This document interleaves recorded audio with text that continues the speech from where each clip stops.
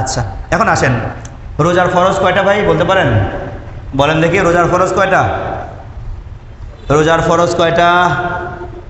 হ্যাঁ, রোজার ফরজ 3টা। রোজার ফরজ কয়টা? হ্যাঁ, এটাকে দুইভাবে বলা যায়, দুইটা বলা যায়, ঠিক আছে, আপনারটা যেটাও বলা যায়। বাকি রোজার ফরজকে ভাগ করে বললে রোজার ফরজ কয়টা? 3টা। মনে রাখা যাবে তো ইনশাআল্লাহ? মনে রাখা যাবে? হ্যাঁ, আপনি একটা আমল করছেন, আপনাদেরকে করার জন্য বলতেছি না। আপনি যদি, আমাদের সমাজের অধিকাংশ মানুষের অবস্থাটা এটাই, আপনি যদি জিজ্ঞাসা করেন রোজার ফরজ কয়টা, নামাজের ফরজ কয়টা, বলতে পারবে না। ওই যে বললাম, কি করে আন্দাজে ঢিল মারে। আন্দাজে কে মারে? ঢিল মারে। তো আন্দাজে ঢিল মারার চাইতে জেনে বুঝে করা তো রোজার ফরজ কয়টা? 3টা। 1 নাম্বার ফরজ কি? নিয়ত করা। 1 নাম্বার ফরজ কি ভাই? 1 নাম্বার ফরজ কি করা? রোজার নিয়ত করা। রোজার নিয়ত কি 1টা না 30টা? 30টা। এক নিয়তে পুরা রোজা হবে না। রোজার নিয়ত কয়টা? প্রতিদিন নিয়ত করতে হবে। প্রতিদিন কি করতে হবে? প্রতিদিন নিয়ত করতে হবে। প্রতিদিন কি করতে হবে? নিয়ত করতে হবে। আর তারাবির 20 রাকাতের কয় নিয়ত করতে হবে? 1 নিয়ত। কেন? কারণ 20 রাকাত 20টা কি একই রকম নামাজ, কিন্তু 30টা আলাদা আলাদা রোজা। 30টা কি আলাদা আলাদা রোজা, এবং মাঝখানে কি আছে? এমন একটা সময় আছে যে সময়টা কি নাই, রোজা নাই।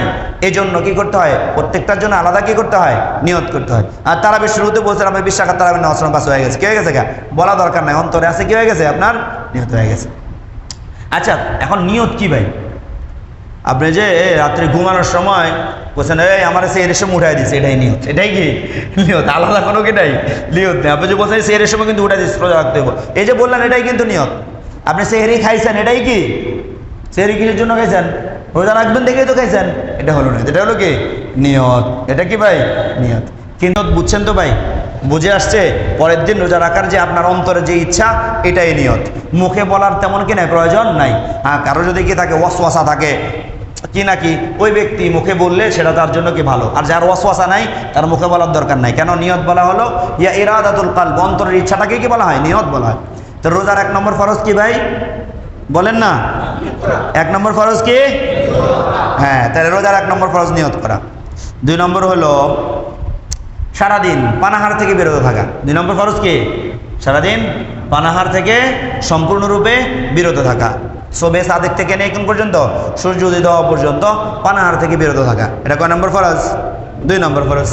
3 নম্বর ফরজ কি? 3 নম্বর ফরজ হচ্ছে সারাদিন স্ত্রীর থেকে বিরত থাকা। ঠিক আছে, বুঝে আসছে আপনারা? ব্যাস। তো এই 3টা হলো রোজার ফরজ। এই 3টা হলো কি রোজার ফরজ। আসলে মাসালা মাসাল তো অনেকগুলো বিষয় থাকে, মুশকিল কিছু বিষয় আছে। আচ্ছা, তো মোটামুটি 1 নম্বর নিয়ত করা, 2 নম্বর পানাহার থেকে বিরত থাকা, 3 নম্বর হলো কি থাকা? স্ত্রীর মিলন থেকে কি থাকা? বিরত থাকা। এই 3টা হলো রোজার ফরজ। এই 3টা হলো কি রোজার ফরজ। লা ইলাহা ইল্লাল্লাহ। এখন আসেন, রোজাদারের জন্য 5টা কাজ করা মুস্তাহাব। কয়টা কাজ করা মুস্তাহাব? কয় কাজ করা? 5টা মুস্তাহাব। 5টা কি মুস্তাহাব? মুস্তাহাব বুঝেন আপনারা? মুস্তাহাব অনেকে বুঝে না। মুস্তাহাবটা আমি আপনাদের একটু বুঝাই দিই। বলে মুস্তাহাব আর কি, না করলে চলুন। মুস্তাহাব বুঝেন। লা ইলাহা ইল্লাল্লাহ। ফরজ এবং ওয়াজিব হলো এই পিলারগুলা, মানে কাঠামোটা যেটা তৈরি করেছেন ঘরের, এই পিলারটা হলো ফরজ এবং ওয়াজিব, মূল কাঠামো। আর না, ফরজ হলো এই কাঠামোটা, ওয়াজিব হলো এর সাথে আপনি কি দিচ্ছেন? দেয়াল দিচ্ছেন, এটা হলো কি ওয়াজিব। দেয়ালের উপর যে প্লাস্টার, সেটা হলো কি সুন্নাত। সেটা হলো কি সুন্নাত। আর রংটা হলো কি মুস্তাহাব। রংটা হলো কি মুস্তাহাব। আপনি ফরজটা আদায় করলেন, ওয়াজিব আদায় করলেন, সুন্নত আদায় করলেন, ফিনিশিং টাচটা যদি না দেন, মুস্তাহাবটা হলো কি ফিনিশিং টাচ। এই ফিনিশিং টাচটা যদি আপনি না দেন, আপনার আমলটা সুন্দর হলো না। কি হলো না? সুন্দর হলো না। এত কষ্ট করে যেহেতু আপনি ফরজ মানলেন, ওয়াজিব মানলেন, সুন্নত মানলেন, মাইনা আপনি একটা কাঠামো তৈরি করলেন সুন্দর, তাহলে মুস্তাহাবটা করে আপনি রংটা দিবেন না কেন ভাই? বোকামি না ভাই? আপনার তো সামর্থ্য আছে, সামর্থ্য না থাকলে ভিন্ন কথা ছিল। এই জন্য ভাই অনেক মানুষ সুন্নত মুস্তাহাবকে মনে করে সুন্নত দিত, মুস্তাহাব দিত না ভাই। সুন্নত এবং মুস্তাহাব হলো ফরজ ওয়াজিবের পরিপূরক। ফরজ ওয়াজিবের কি পরিপূরক? ফরজ ওয়াজিবের সৌন্দর্য বর্ধক, সৌন্দর্য বর্ধক। বুদ্ধিমান তো সেটাই করে। 1 নম্বর সেহেরি খাওয়া। 1 নম্বর কি ভাই? সেহরি খাওয়া, এটা আমার জন্য খুব জরুরি। এটা আমার জন্য কি খুব জরুরি। আমি সেহরির মধ্যে অধিকাংশ সময় একটু পানি বা এমন কিছু খায় কি করি, সেহরি কি করি, খাওয়াটা মানে এটা থেকে বাঁচার জন্য কি করি করি আপনারা দোয়া করেন যাতে আমি সেহরির সময় কিছু খেতে পারি। আমি সেহরির সময় তেমন একটা খেতে পারি না। যাই হোক, যেহেতু আমরা জানলাম সুন্দর করার জন্য পানিটা তো খাই, এটা চলবো মোটামুটি, যাতে এবছর খাইতে যেতে পারি এই জন্য দোয়া করেন। 1 নম্বরে কি করা ভাই, সেহরি খাওয়া। অনেক মানুষ আছে কি করে না, রোজা রাখে কি খায় না, সেহরি খায় না। যে ব্যক্তি রোজা রাখে সেহরি খায় না, এই লোকগুলোর অধিকাংশ ফজরের নামাজ জামাতে পড়ে না। এই লোকগুলোর অধিকাংশ কি করে না, ফজরের নামাজ ঘুমায় থাকে। ঠিক আছে, ওই 12টা বাজে কি খাইছে, ভাত খাইছে, ঠিক আছে, এরপরে তো ঘুম আর ঘুম, শেষ রাতে উঠা আর হয় না। সেহরি খাওয়া। 2 নম্বর, সেহরি দেরি করে খাওয়া। সেহরি কি করে খাওয়া, দেরি করে খাওয়া, যেটা আপনাদেরকে বললাম। 3 নম্বর, ইফতার, মানে সময় হওয়ার সাথে সাথে ইফতার করা। আমাদের অনেকে আছে সময় হওয়ার পরে না একটু পরে করে, রোজাটা মনে হয় ভেঙে গেল কিনা, এই জন্য দেরি করে। আরে ভাই, সতর্কতা বশত তো আমাদের এখানে কি করে, একটু পরে সময় দেওয়া হয়। তাহলে সময়টা হওয়ার সাথে সাথে কি করে নেওয়া, ইফতার করে নেওয়া। সময় হওয়ার সাথে কি করে নেওয়া, ইফতার করে নেওয়া। আল্লাহু আকবার কাবীরা। 4 নম্বর হলো বেশি বেশি জিকির এবং তেলাওয়াত করা। বেশি বেশি জিকির এবং তেলাওয়াত করা। পুরা রোজার মধ্যে বেশির থেকে বেশি জিকির করা, বেশির থেকে বেশি কি করা, তেলাওয়াত করা। আল্লাহর কাছে কি জবাব দেওয়ার আছে, আল্লাহ লা ইলাহা ইল্লাল্লাহ।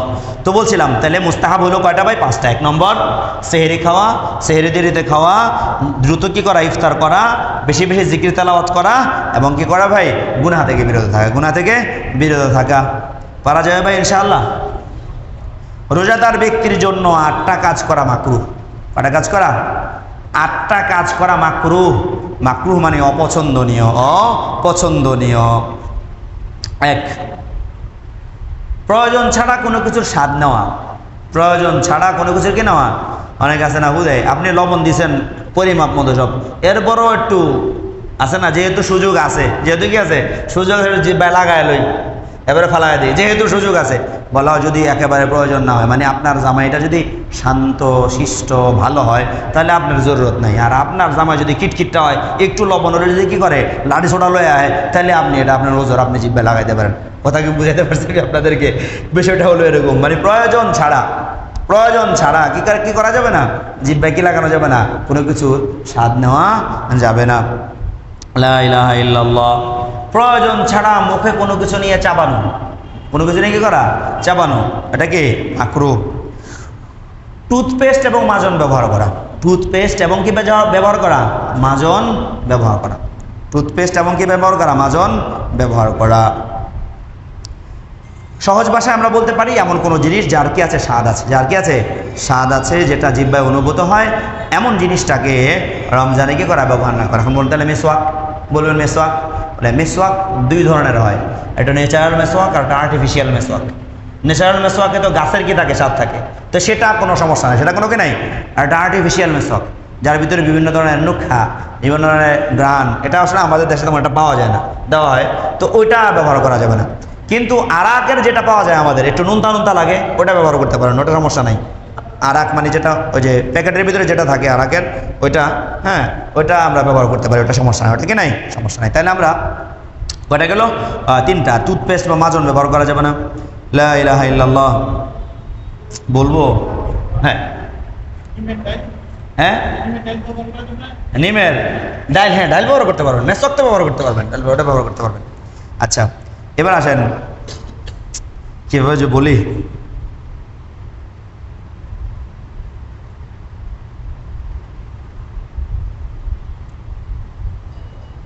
আমরা চুমু খাই না, এটা যদি আপনার নিজের প্রতি কোনো নিয়ন্ত্রণ না থাকে, তাহলে স্ত্রীকে চুমু না খাওয়া, ঠিক আছে।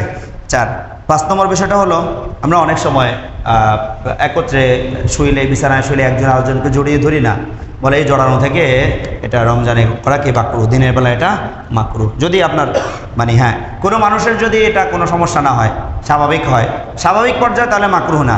কিন্তু মানে ধরেন যারা আমগুমতো বুড়ো হয়ে গেছে গা, তাদের জন্য কি না, মাকরুহ না। আর যারা অল্প কিছুদিন আগেই কাজ সমাধা করেছে, তাদের জন্য এটা মাকরুহ, তাদের জন্য এটা কি মাকরুহ। লা ইলাহা ইল্লাল্লাহ। মুখে থুতু জমা করে গিলে ফেলা, মুখে থুতু জমা করে গিলে ফেলা, অনেকে এমনটা করে, মুখে থুতু জমা করে গিলে ফেলে অনেকে। এটা করলে রোজা ভাঙবে না, কিন্তু এটা মাকরু, থুতু জমা করে। আর এটা হলো আছে চলে গিয়ে সেটা ভিন্ন, কিন্তু ইচ্ছাকৃতভাবে মুখে থুতু জমা করে কি করা, গিলে ফেলা, এটা মাকরু। এটা কি মাকরু। লা ইলাহা ইল্লাল্লাহ।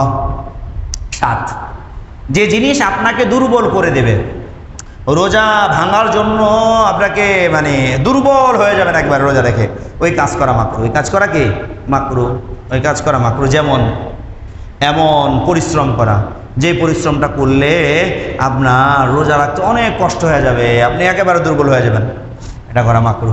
আচ্ছা, এই মাকরু কাজ যদি কেউ তাকে বাধ্য করে,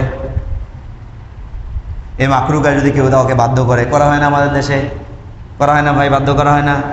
আরে বাদ দেন ফ্যাক্টরি, ঘরের ভিতরে যে কাজের লোকটা কি করে, কাজ করে, তাকেই তো আমরা এই সমস্ত কাজে বাধ্য করি, তার সাধ্যের অধিক কাজ করি, তাকে চাপায় দিই তার কারণে। বিকালবেলায় মানুষ তো রোজা রেখা বিকালবেলা সাধারণত হয়, যাকে হোটেল টোটেল আছে কি করে, ইয়া বিক্রি করে, কি বলে এটাকে, ইফতার বিক্রি করে। এরা তো বিকালবেলায় পারে না, এই লোকগুলোর উপরে কি করে, রোলার চালায় দেয়। কি চালায় দেয়? রোলার। আল্লাহ হেদায়েত দান করুক, আল্লাহ সবাই কি দান করুক, হেদায়েত দান করুক। কি সময়, কি 1 ঘন্টা হয়ে গেছে? হয় না, এখনো 10 মিনিট আছে, অনেক আছে, 10 মিনিট আছে। ভাই আপনাদের কষ্ট হয়েছে, আমি ছাড়িয়ে দেবো। আচ্ছা, তাহলে বোঝা গেল যা কিছু আপনাকে দুর্বল করে সেটা করা যাবে না। 8 নম্বর, অতিরিক্ত রক্ত বের করা।